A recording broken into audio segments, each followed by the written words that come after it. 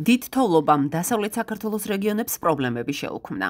20 თებერვლის შემდეგ გურიასა და აჭარაში უხვი ნალექის გამო გაჩერებულია მოძრაობა. სოფლების დიდი ნაწილი გარესამყაროს არის მოწყვეტილი და ხალხს გადაუდებელი დახმარება სჭირდება. გზის გაწმენდა, ელექტროენერგიის, წყლის და ბუნებრივი აირის მიწოდების აღდგენა და ზოგიერთი მივარდნილი სოფლიდან, მაღალმთიანი ზონებიდან ევაკუაცია.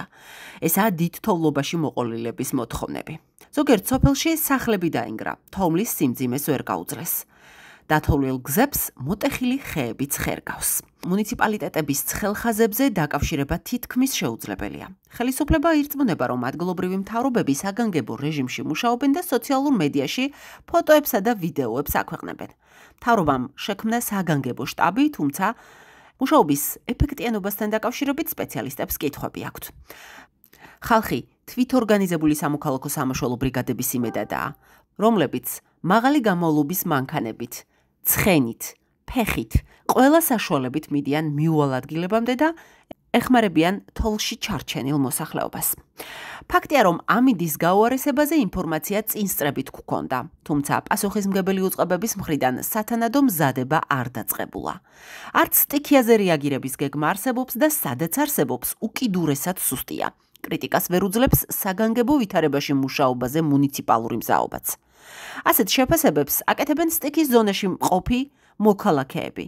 ჩვენი რედაქციის თანამშრომელი იმყოფება ჩოხატაურის რაიონში და ბოლო ცნობები გურიიდან მისგან მოვისმინოთ.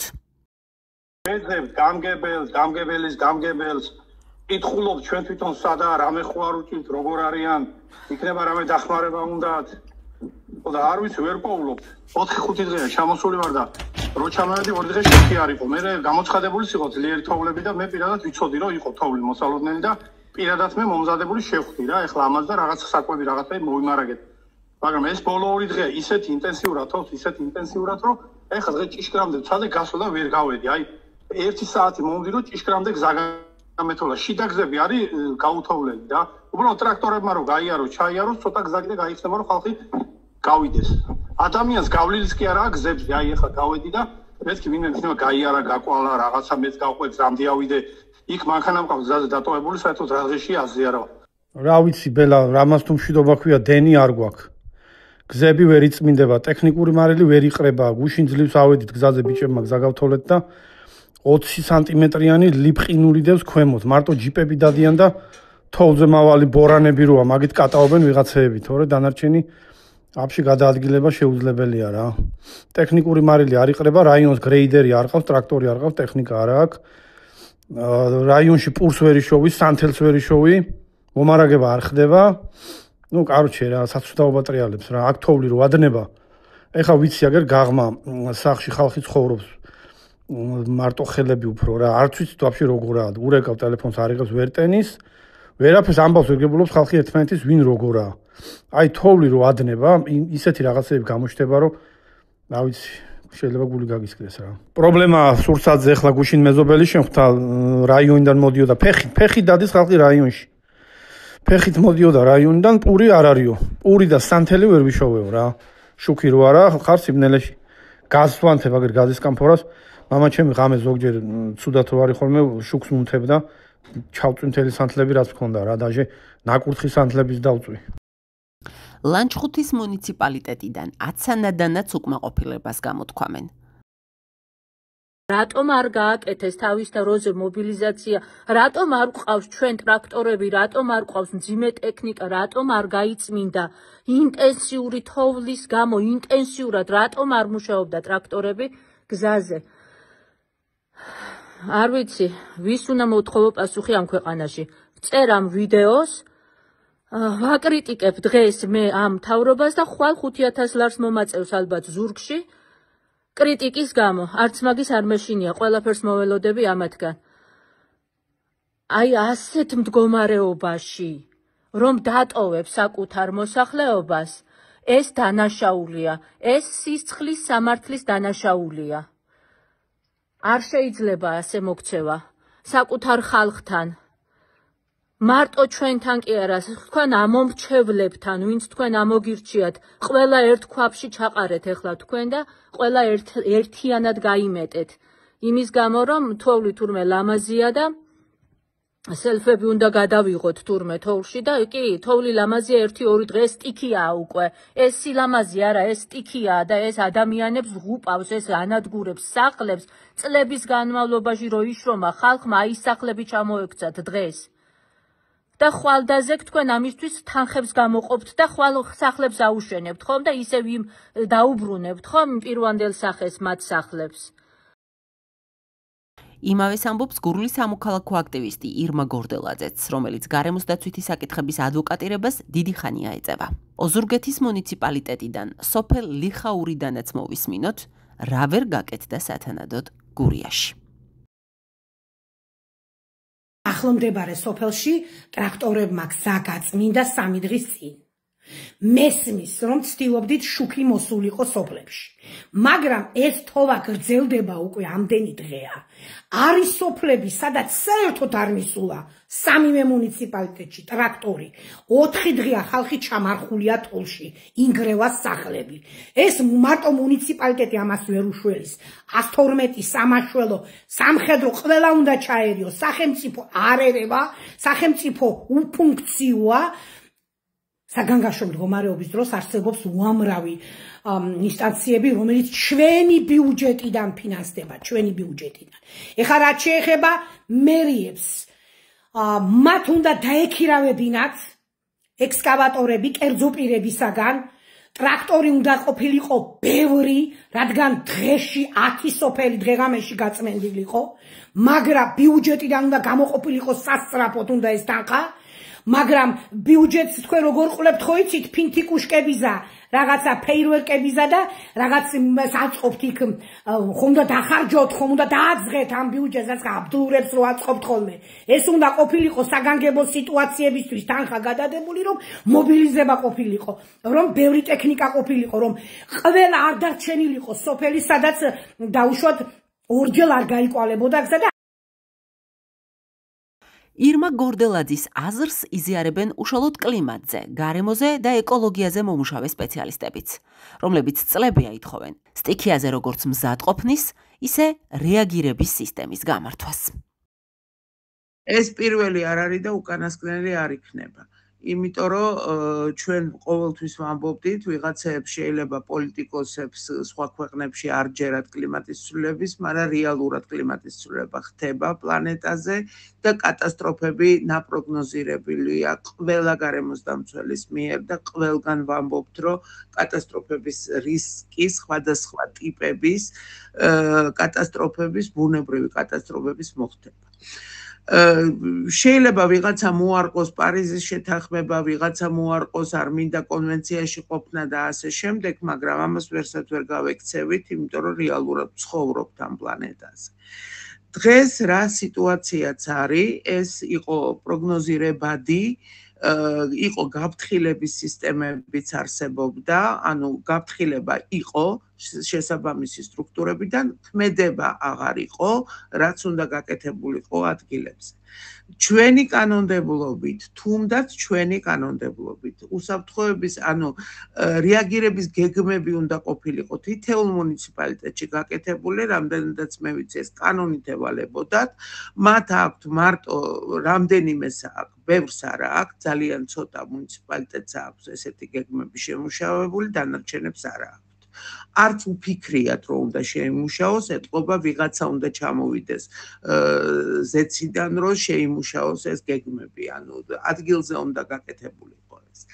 შესაბამისად, ჩვენ რასაც ვხედავთ და რა შედეგსაც ვიმკით დღეს, ეს არის ის, რომ ჩვენ არა გვაქვს სისტემა, ჩვენ გვაქვს სისტემური პრობლემები, ძალიან სერიოზული, თითოეული მუნიციპალიტეტის როლი, სახელმწიფოს როლი, ცენტრალური ხელისუფლების როლი, როგორ უნდა იყოს გადანაწილებული ერთმანეთში და ვინ ვის უკავშირდება, ვინ ვის ატყობინებს და როდის ატყობინებს, აი ესეც კი დარღვეული გვაქვს, იმიტომ რომ 3 დღით ადრე რომ მომხდარიყო რეაგირება თუნდაც კონკრეტულ გურიის რეგიონებში და დაწყებულიყო გზების გაწმენდა, ესე ჩაკეტილი სოფლები არ გვექნებოდა. ანუ მუდმივად როცა მუშაობს, მაგრამ აღმოჩნდა, რომ ტექნიკა არ აქვს, შესაბამისი შესაძლებლობა არ აქვს მუნიციპალიტეტს, ვერც მოიფიქრეს, რომ ვიღაცას უნდა შეატყობინოს, ვიღაცას უნდა თხოვონ, ან რაღაცა უნდა გააკეთონ, თვითონ მუნიციპალიტეტს მობილიზება არ შეუძლია, იმიტომ რომ არ აქვს ეს გამოცდილება და არ იცის და არც არავის აუხსნია ზოგადად რა უნდა გააკეთოს. შედეგიც სახეზეა. დაგვიანებული რეაგირება, დაკარგული დრო და ჩაკეტილი კომუნიკაციას მოწყვეტილი სოფლები. შეიძლება ბევრი ტრენინგი და სემინარი ჩატარდა ყველა მუნიციპალიტეტში, მაგრამ ქმედება აღარ მოყვა ამას, ანუ ერთა იგივე ხალხი ესწრებიან, მერე იმათ ხსნიან და სხვები ესწრებიან და შესაბამისად ჩვენ ვიღებთ იმას, რასაც ვიკით დღეს სიტუაციაში, რომ აღმოჩნდა, რომ არავინ არაფრისთვის მზად არ იყო. მათ მოსახლეობა, არც სახელმწიფო სისტემები. შესაბამისად, მე ვიტყოდი, რომ ვაგვიანებთ. ძალიან ბევრ შემთხვევაში ვაგვიანებთ. დროულად არ გამოყვავს ჯარები, დროულად არ ვაკეთებთ რეაგირებას, დროულად ვერ ვაკეთებთ და პოსტფაქტუმ სტიქიიდან სტიქიამდე ვცხოვრობთ რა. მოხდება სადღაც მეწყერი, მერე გაგვახსენდება, რომ თურმე რეაგირების გეგმები არ აგვაქვს, მერე გაგვახსენდება, რომ კიდე რაღაცა არის გასაკეთებელი, მაგრამ მერე ვივიწყებთ, როგორც კი ეს სტიქია დასრულდება და არავინ არაფერს არ აკეთებს. ეს ურდარდელობის პოლიტიკა, რომელიც დღეს არსებობს მთლიანად მთელ საზოგადოებაში, ეს არის ძალიან ცუდი რამ. არ გვიშველის სადღეგრძელოები და არ გვიშველის ქართული სუფრა. ჩვენ ერთადერთი რამის გაკეთება შეგვიძლია, რომ რეალურად, კონკრეტულად ადამიანებს უნდა დავეხმაროთ და ეს რეაგირების გეგმები უნდა არსებობდეს ყველა მუნიციპალიტეტში. ეს ერთი. მეორე, ტექნიკა უნდა არსებობდეს მუნიციპალიტეტში. აღრიცხული უნდა იყოს ეს ტექნიკა. ვიღაცებს უყენიათ ეს ტრაქტორები სახლებში. არ აქვთ საწვავი ელემენტარულად. ანუ რეაგირების გეგმა იმაში უნდა მდგომარეობდეს, რომ საწვავს მივაწვდი, მას გამოვიყვან ადამიანს, რომ იმან იმუშაოს და გაწმინდოს გზა. დიდთოლობა კიდევ ყველაფერი არაა. ის ახალი სტიქიის რისკს ზრდის. ნინო ჩხობაძის მტკიცებით აუცილებელია მოვემზადოთ წყალმოვარდნებისთვის, მეწყრებისთვის, თუმცა სპეციალისტს ეჭვეპარება, რომ სახელმწიფო უწყებებმა ეს მოახერხონ. ეხლა დადგება შემდეგი რეაგირების გეგმისთვის აუცილებლობა, იმიტომ რომ მოსალოდნელია წყალდიდობები, უხვინალექიდან გამომდინარე, შესაბამისად მოსალოდნელია მეწყერები, გააქტიურება მეწყერების, რაში ვართ მზად. არ ვიქნებით ისევ მზად, ისევ გაგვიხდება, რომ Facebook-ებით ხალხი დარეკავს სადღაც და გვიშველეთ, მოგვეხმარეთ, აი ეს არ არის სისტემა. ეს არის აბსოლუტურად დეორგანიზებული, არაორგანიზებული სისტემა, რომელიც მართლა სტიქიიდან სტიქიამდე ცხოვრობს მთლიანად მთელი საქართველო. როდემდე უნდა ვიყოთ ესე, რატომ არ არის შესაბამისობაში მზაობა, რატომ არ არის თანხები, რატომ უჭირთ მერე თანხების გამოყოფა უცებ რეაგირებას ვერ ახდენს, ვერც ფინანსთა სამინისტრო, ვერც ინფრასტრუქტურის სამინისტრო, იმიტომ რომ არ ყოფნის ტექნიკა. შეუძლებელია ამის გაკეთება. დღეს მე დარწმუნებული ვარ, ბევრი მუნიციპალიტეტის ხელმძღვანელი ფიქრობს, ჩემთანაც თოვლია, მე რომ იმას მივეხმარო, მე დავჩები აბსოლუტურად ტექნიკის გარეშე. როდემდე უნდა ვიყოთ ესე? ნინო ჩხობაძე გარემოს დაცვითი მიმართულებით მომუშავე არასამთავრობო ორგანიზაციების არსებობის აუცილებლობაზეც ამახვილებს ყურადღებას და სტიქიებზე რეაგირების საკითხში გადამწყვეტად მიიჩნევს დონორი ორგანიზაციების პარტნიორების დაფინანსებას, უცხოურ დაფინანსებას. ჩხობაძე დარწმუნებულია, რომ იმ მასშტაბურ კლიმატურ პრობლემებს, რომლის წინაშე საქართველო და კავკასია დგება, მარტო თავს ვერ გავართმევთ. როგორც კი გაისმა ხმები, რომ დაგვეხმარეთ, ოფროუდერების ძალიან დიდი ჯგუფი, 70-ზე მეტი მანქანა არის ჩასული დღეს და ეხმარებიან სოფლებს. ეს არის უკვე რაღაცა, ანუ თვითორგანიზების უნარი გააჩნიათ, მაგრამ ეს ხალხი თვითორგანიზებით კი არ უნდა იყოს. ეს ჩვეულებრივი სისტემაა, შეიძლება სახელმწიფოს არ მოწონდეს, ეს არის მოხალისეობრივი მუშაობა, რომელიც ყოველთვის უნდა იყოს გამართული და ეს არის საზოგადოების მონაწილეობა გადაწყვეტილებებში.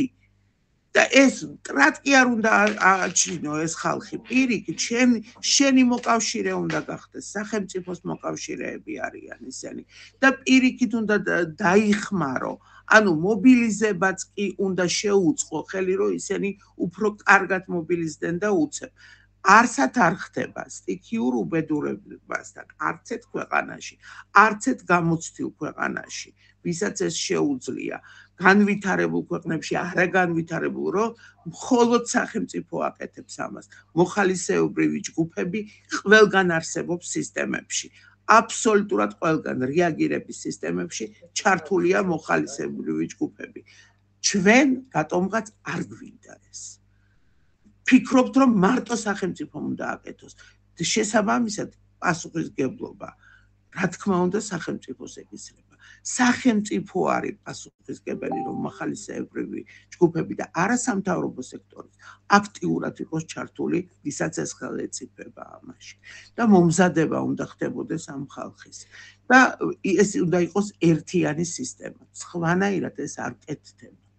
და საგანგებო სიტუაციების დეპარტამენტში არიან ძალიან გამოცდილი ხალხი, მათაც იციან, რომ ცეცხლის ჩაქრობა იქნება, წვიმა იქნება ძლიერი, ქარბუქი იქნება, თუ ვითოვლობა იქნება, მოხალისეობრივი ჯგუფების გარეშე ის არ მოქმედებს. ეს არის აქსიომა. საზოგადოებრივი ან სამოქალაქო სექტორი რისთვის არსებობს? სამოქალაქო სექტორი აწვდის ინფორმაციას მოსახლეობიდან მთავრობას და მთავრობიდან იღებს ინფორმაციას და აწვდის მოსახლეობას. ეს არის მისი როლი. ანუ ამის ეს როლი აქვს სამოქალაქო სექტორს და არა ის, რომ გავაკეთოთ საზოგადოებრივი ორგანიზაციებიდან მტერი. მხოლოდ ესე უნდა დავინახოთ საზოგადოებრივი ორგანიზაცია. ეს დამხმარეა სახელმწიფოსი პირველ რიგში. მოხალისეობრივად იქნება, გრანტებით იქნება თუ სხვა რამით იქნება, ის ყველანაირ საშუალებას იყენებს, იმიტომ რომ არიან თანამოაზრეების გუნდი, შეკრებილი პროფესიონალები, რომელსაც შეუძლია რაღაცის კონკრეტული ინფორმაციის სწორად მიწოდება მოსახლეობის და სწორად წამოღება მთავრობისგან ინფორმაციის. და ჩვენ ვცდილობთ, რომ გავმიჯნოთ ეს ყველაფერი, დავკარგოთ სამოქალაქო სექტორის საერთოდ საქართველოში, არ არსებობდეს პროფესიონალური ჯგუფები, არსებობდეს მარტო მთავრობა და ვითომ ხალხი. ამომრჩეველი და მეტი არაფერი. უკაცრავად, მაგრამ არ გამოვა ეს. ჩვენ შევდივართ იმ ეტაპზე, როცა სტიქიური უბედურებები გახშირდება. საქართველოს თავისი ბიუჯეტით, რამდენიც არ უნდა კონდეს მას, ვერ გაუმკლავდება. ჩვენ არ აგვაქვს შესაბამისი ტექნოლოგიები. ჩვენ არ აგვაქვს ვერტმფრენები, არ აგვაქვს სავალები, არ აგვაქვს ეს ყველაფერი, რაც ჭირდება ასეთ სწრაფად რეაგირებას. ამისთვის საჭიროა უცხოური დახმარება. და მტრად კი არ უნდა გამოვაცხადოთ უცხოეთი, არამედ მათი ძალისხმევა, მათი დახმარება უნდა მივიღოთ და ძალიან აქტიურად უნდა ვიყოთ ამაში ჩართული. არა პოლიტიკურ ვნებებს გადავყვეთ, არამედ იმას უყუროთ, რომ მარტო ამ საკითხებს ჩვენ კავკასიაში ვერ გაუმკლავდებით.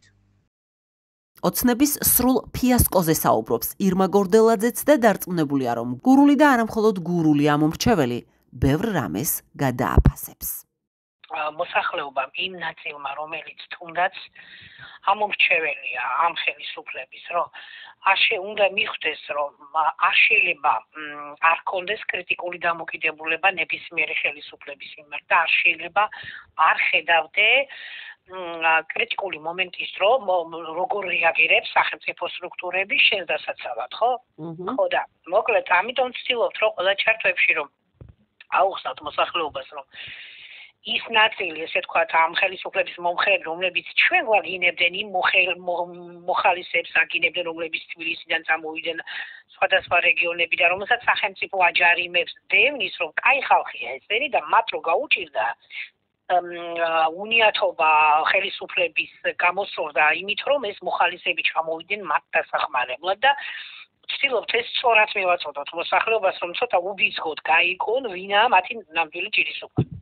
ხელ რეჟიმს აშენებს ერთიანობა, აი ესეთი მოხალისეობა, ერთიანობა, ესეთი მობილიზება, ორგანიზება.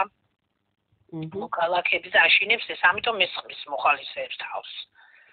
თავი ვინაა ვითომ გახსნილი ოზურგეთის მერიის შენობაში და ამ შენობის უკან ქალი ითხოვს იმას, სახლი დამითოვეთო და ამფერი ამბავია და არ ხდება ისევ ალბათ მოხალისეები თუ გააკეთებენ ამას. მოკეთ კიდევ ერთხელ გაამტკიცეს ამათ, მაგრამ რა უნიათოებიც არიან.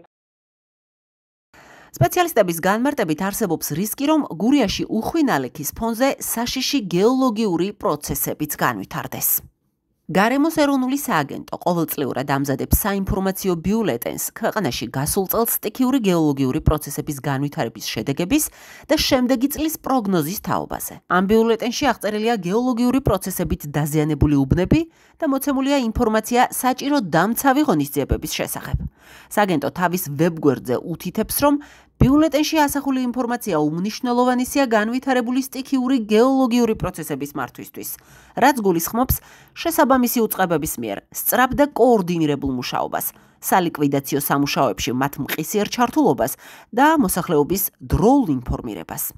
სააგენტოს ჯერ არ აქვს გამოქვეყნებული 2025 წლის პროგნოზი, თუმცა ხელმისაწვდომია გასული წლის ბიულეტენი, რომლის თანახმად 2024 წელს სტიქიური პროცესების გააქტიურებაში ძირითადი მაპროვოცირებელი ფაქტორების გეოლოგიური, ტექტონიკური, მორფოლოგიური, კლიმატური და ანთროპოგენური გავლენით გურიის მხარეში სხვადასხვა საშიში გეოლოგიური პროცესების გააქტიურება მოსალოდნელია შემდეგ სოფლებში.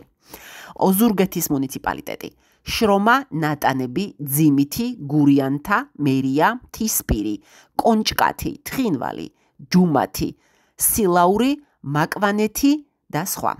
ლანჩხუთის მუნიციპალიტეტი, მამათი, აცანა, აკეთი, ჩოჩხათი, ლესა, ნინოშვილი, შუხუთი, წყალწმინდა, ომფარეთი, კოკათი, გულიანი, ხორეთი, ჯიხანჯირი, ტელმანი, ჩიბათი, არჩეული, მოედანი, ორმეთი და სხვა. ჩოხატაურის მუნიციპალიტეტი, ხიდისთავი, ბაკურციხე, დიდივანი, კოხნარი, საჭამიასერი, ნაბეღლავი, ამაღლება, გუგულესუბანი, ზომლეთი, ქვენობანი, ფარცხმა, ჯვარცხმა, ზომლეთი, ერკეთი. დიდთოვლობა ყველაფრისთვის, ყველა სფეროსთვის პრობლემაა. გამონაკლისი არც მეფუტკრეობაა.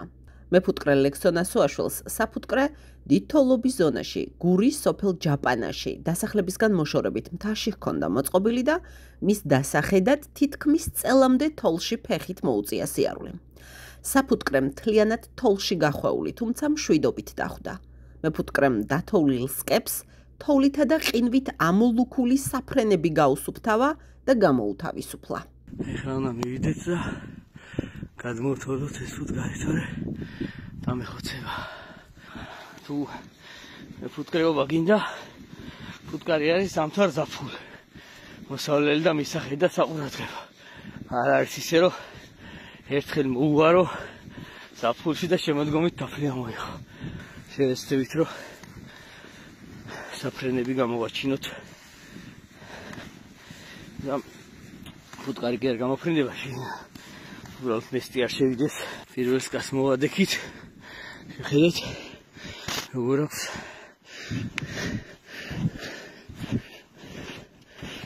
საფრენი ამოქოლილი. აი ასე. საფრენთან ცოტა გავთავისუფლოთ. სადაც სკაში სითბოა. აი როგორ არის.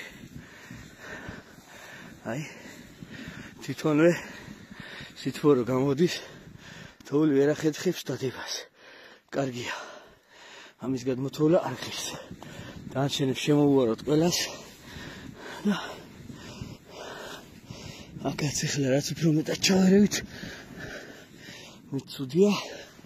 ამიტომ არის არ ჩავერიოთ. კარგად არის ხო ყველაფერი? всё, არაფერი არ უნდა დამალთ. მე ცოტა რომ დაიწყებს დნობას.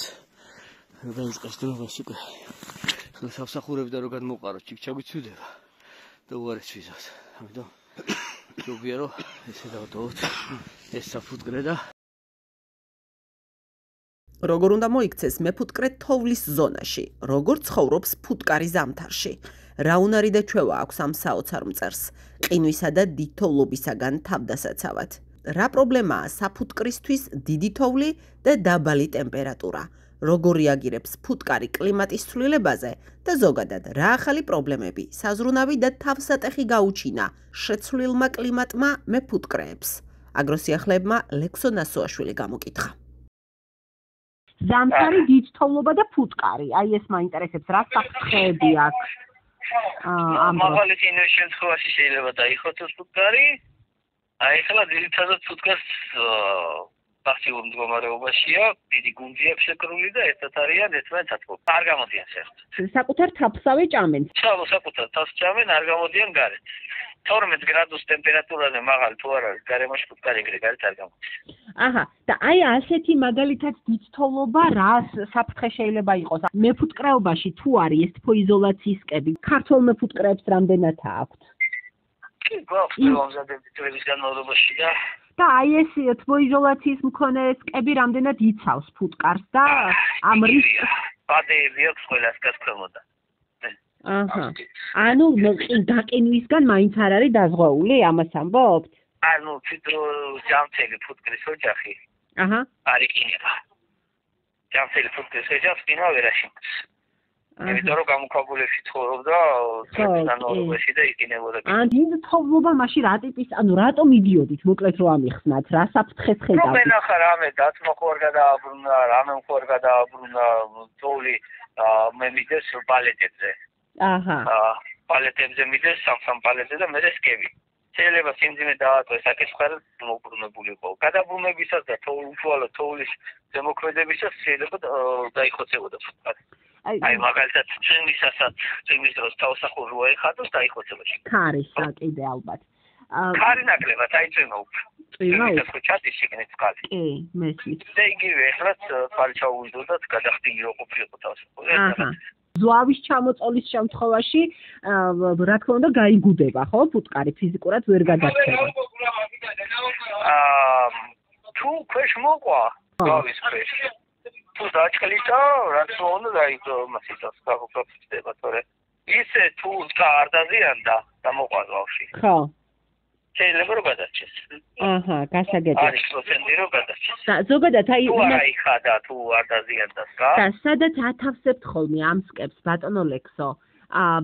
მაგას თუ ითვალისწინებთ, რომ ნაკლებად იყოს თქვა ზვავსაშიში და ასე შემდეგ და ასე შემდეგ. თვალისწინოთ ახლა ჩვენ თვალი არ მოვარდეს.